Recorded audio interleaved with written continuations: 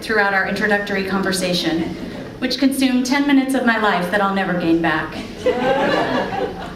"You're far too young to properly run a legal practice," she responded, when I told her that I was a solo family law practitioner. Then she said, "I know they told us we couldn't have snacks in our rooms, but I am on a special diet." Of course you are, I thought. The Mount Madonna staff had told us that snacks in the rooms could entice wild animals into the dorms. That was all I needed to hear to leave my Cheetos in the main dining hall. But now I was doomed anyway.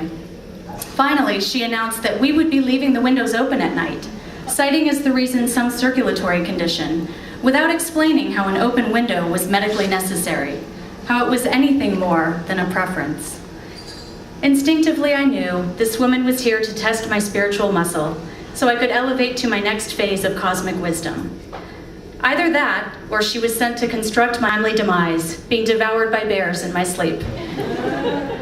When I told her I disagreed about the windows, she ignored me, and though I sensed she intended to open them anyway, I said nothing further. I wish she would come around to do the right thing. That's how I found myself shuddering from the cold at 2:30 in the morning, and then again at 5:15, and so on.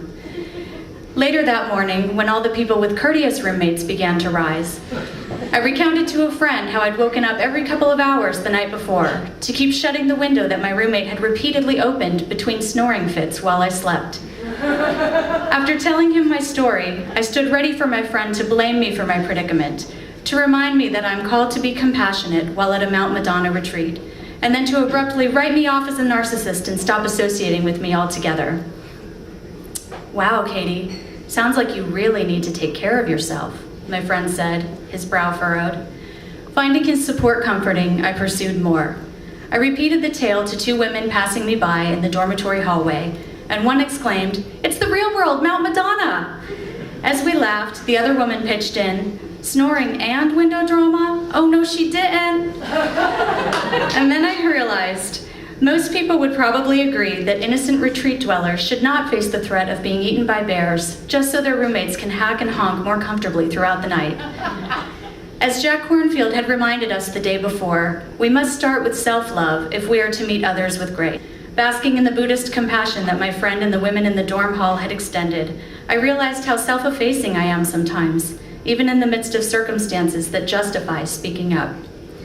With this newfound enlightenment in tow, I marched into the retreat housing office and demanded a do-over, which resulted in the staff member on duty telling me there were no extra rooms and suggesting I ask Jack to resolve the problem.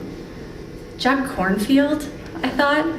I'm supposed to tell the self-actualization master, the man responsible for peace talks in war-torn lands, that my roommate snores?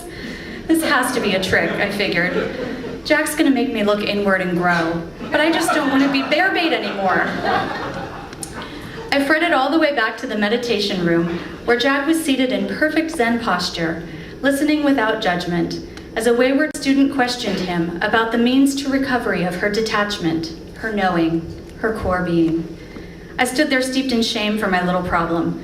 Just as I was about to turn around and run, the student thanked Jack and walked away, surely a higher being than she had been before she'd come. Jack turned to me, his kind eyes reflecting a soft gaze. "The guy from the housing office told me to tell you my roommate snored all night and kept opening the window. I belted out my grievance, a brash litigator pleading my case to the Bay Area Messiah, my intense stare shifting from his gentle frown to his little blue socks.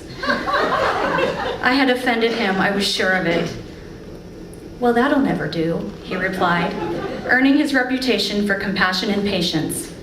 "It won't?" I whispered, feeling relieved but no less embarrassed. "You could sleep in the community room right across the hall," he offered.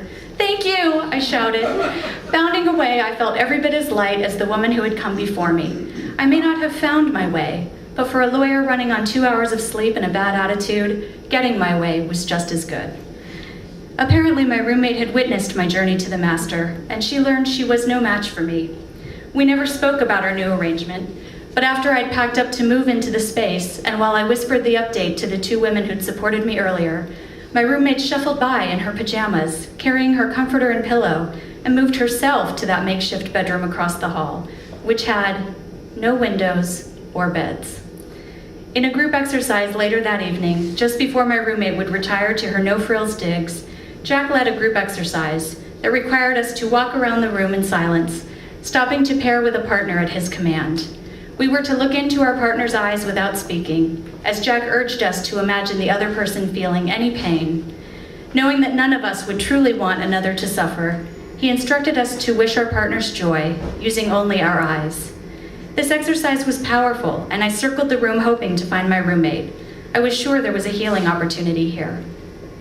Ultimately, I lost my roommate in the sea of participants, and I never had the chance to partner with her, or even to speak with her before the weekend concluded. But after meeting her on a level of snoring and window wars, I don't really know that I had anything left for her, except a first-class ticket to the windowless room. The memory of my roommate has since propelled me to new heights of self-advocacy, inwardly directed compassion, and earplug consumerism. These days, when I suspect I'm being mistreated, I'm a lot more willing to believe that I'm probably right. And when I fill out new registration forms, I pause for reflection as my pen hovers over the single versus double room box. After all, there are some lessons I only want to learn once. Thank you.